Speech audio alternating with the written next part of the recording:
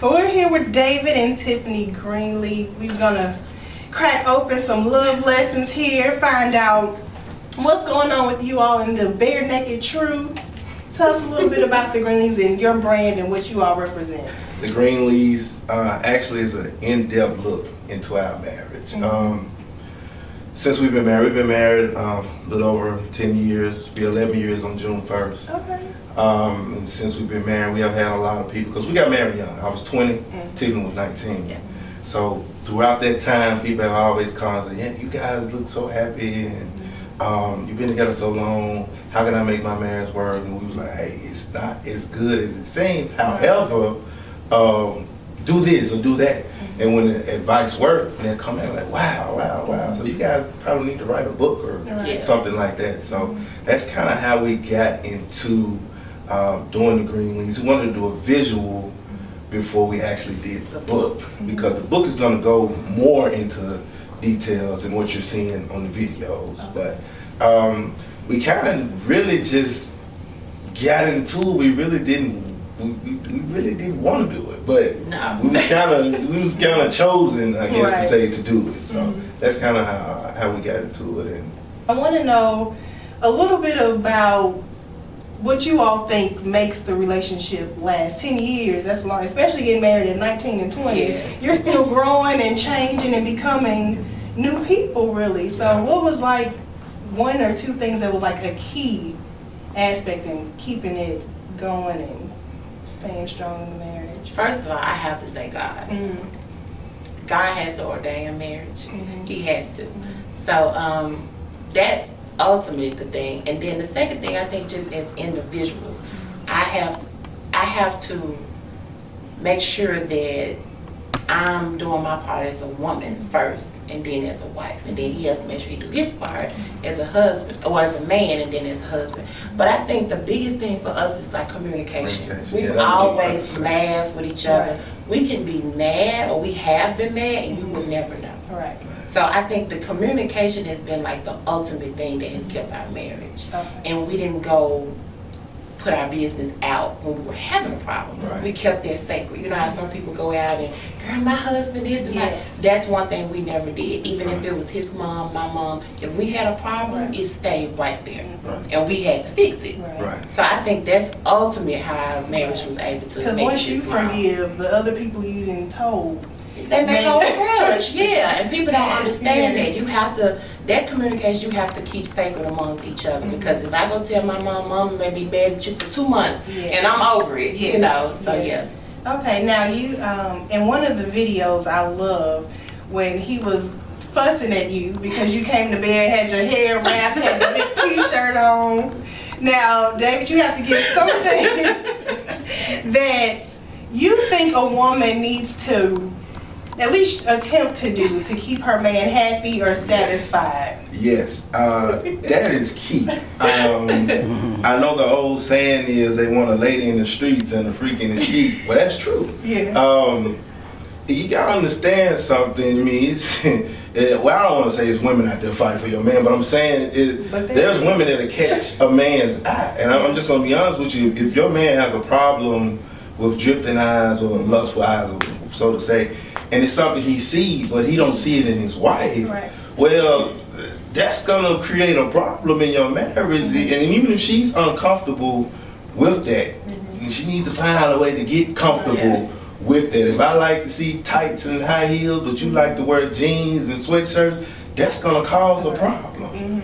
If you look, why you look at her and, well, baby, you got on the TSU sweatshirt with some jeans. Come on, man. So yeah, I mean that's key. I mean, and you always want to keep the fire in the bedroom. You want to make sure that, I mean, you want to make sure you want to come home to who you come home to. And when you come home, you don't want to see, because because at that particular time I was in business.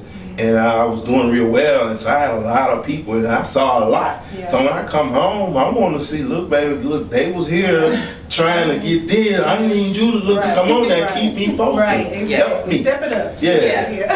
And you the same thing, because she is beautiful. And I'm sure, you know, there are some things that you would want for your husband to do, or for any man in a relationship, some things that he can do as opposed to the woman, you know, keeping herself looking good? What can he do, or what can a man do to keep his wife, you know, focused on him and him only? I would say that men sometimes think that we as women want them to be all emotional, so to say. They be like, you too emotional. But I think that as a woman, wanting him to be emotional with me, making sure he's affectionate with me. But the thing about it is, what he said kind of bounced off of that. Because if I look the way you know, you prefer for me to look in the bedroom, whether if I am uncomfortable, then if that causes you to gravitate me a little more, then that still kind of bounce off of each other. You know what I'm saying? Men are so they don't want to come across as being weak or, you know, Right. I ain't doing it, you know, but it's Yeah. like, just like you want a lady in the street and a freak in the bed, I mean, okay, when it's bed, you need to give me that soft side sometimes. Don't be all the time, you know. Right, exactly. Now you were saying like being comfortable or uncomfortable with certain things in the bedroom. As far, and I'm talking about marriage because I'm not swinging from the chandelier for my baby daddy. But in a marriage though, do you all feel like there's no limit to how far or how deep or how dirty you can get in the bedroom? As far as intimacy, I personally think that you can set your boundaries, you can set your limits. And since we just the bare naked truth and keep it honest, when it comes to things like threesome or something like that, that I feel, we both feel that's just too outrageous. That you begin to break that bond between you and your husband when you invite somebody else into your bedroom. So that to me is extreme no-no. That's to us a no-no. But as far as like if foreplay or dancing or I mean whatever, if his desire, like he was saying, if you know that your man like strippers, so to speak, whether you're a godly man or not, you know, you like to see a woman that looks good. If you have to perform that for your man in the bedroom, you need to do it. Because that'll keep him from going that way. And then before you do that, I feel that still when it comes to intimacy, you have to be comfortable with who you are. Because sex is really mental. When you feel pretty, when you feel sexy, you can make love. You know what I'm saying? So I think that in itself, you just have to be comfortable with who you are. But limits, we have our limits, and that was one of them. But yeah, other than that, no. I mean, whatever it takes to please him and whatever it takes to please me, we do. I want you all to give us a little bit of what's coming next for the Greenlees. I know the book is coming. Hopefully more videos, because the last one I saw was the best friend call. So I need to know what happened after that situation. And it's funny because I have a lot of people, like even at my hair salon, the shampoo lady, she asked me, she said, how is it that you still with him knowing that he stepped outside of your marriage? And I told her, at the time when that happened, it was, I didn't find out about it till 3 years later after it happened. But at the time that it happened, he was not the man that was standing in front of me that was apologizing that day. So how can you go from praying and saying, God, I want this man to be this man for me, and he begins to give you that, and then you find out and get this news, wow, this happened with my best friend 3 years ago. You can't just throw it away. And some people probably will look and say, girl, you gotta be crazy. No. When God is involved, and when you forgive, and when you understand that this is the man that I prayed for, it's like God giving you something to say, no, I don't want it. It don't work like that. So I had to, it was a stepping stone, and I think that's what we're about to talk about on the next video, is how we were able to rebuild from, because that was devastating. That would be devastating to anybody's marriage. So that's the next video is the rebuilding process. Because I'm waiting on it. Because right now I think everybody want to beat him up. He the villain. Oh no, he didn't. So yes, you are the villain now, dude. So we got to, fix that up real quick. We're gonna talk about it in the next video. I just want to say, this. As I told you earlier, Tiffany and I, we was young when we got married, so it's like one day I'm staying with my mom, she's staying with her mom. Right. Next day we get married, and the next day we stay together. Right. And that's exactly how it happened. The day after we got married, we moved in Right. with each other. So with that, we had to grow. I'm still growing up into a man, and she had to grow up into a woman. So in order for me to know what type of wife or what type of woman that I wanted, I had to know who I was as a man first. So that's why a lot of stuff was going on. That's how I'm not condoning what I done or making an exception for me, because that's not the case. I was just trying to express the mindset of where I was at when that happened. When you're growing, I mean, we all go through growing pains. Right. We all go through stumbling blocks, and she know I hate that it happened. However, it happened. Right. But we're able to talk about it. I think I'm more reserved than she is about it, because I couldn't even watch the last video. Yeah.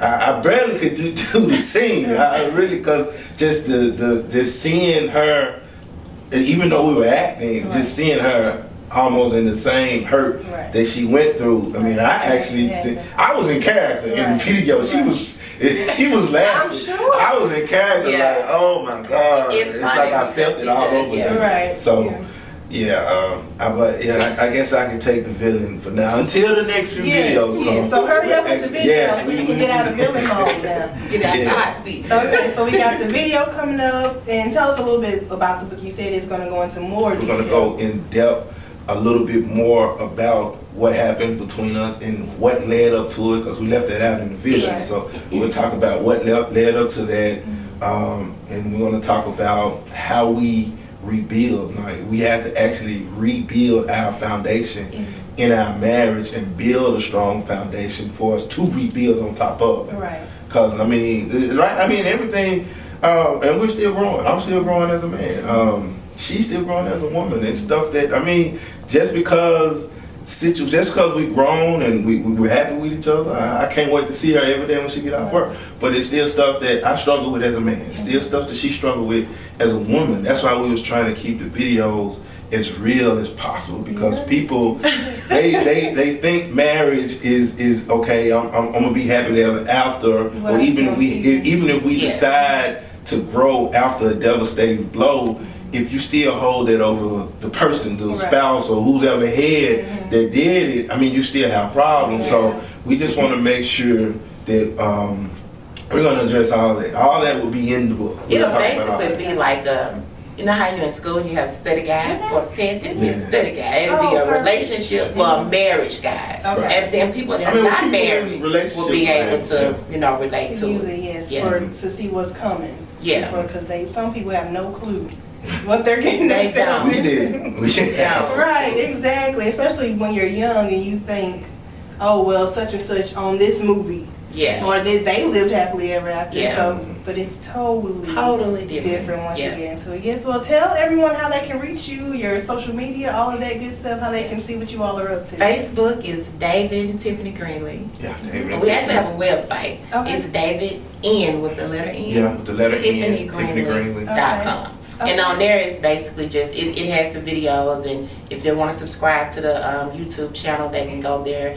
And it has other things, like if you want to book us and we actually have a workshop or a seminar, they can do that on that website as well. Okay, perfect. Oh, good. Oh, we're on Twitter and Instagram. Yes. Okay. David and Tiffany Greenlee. Instagram, the Greenlees. Yeah. The Greenlees. The Greenlees. Okay, gotcha. Well, thank you all so much. You have to come back because I didn't get to half of the questions that I wanted to ask, but I'm glad that you all came. It was fun talking to you guys.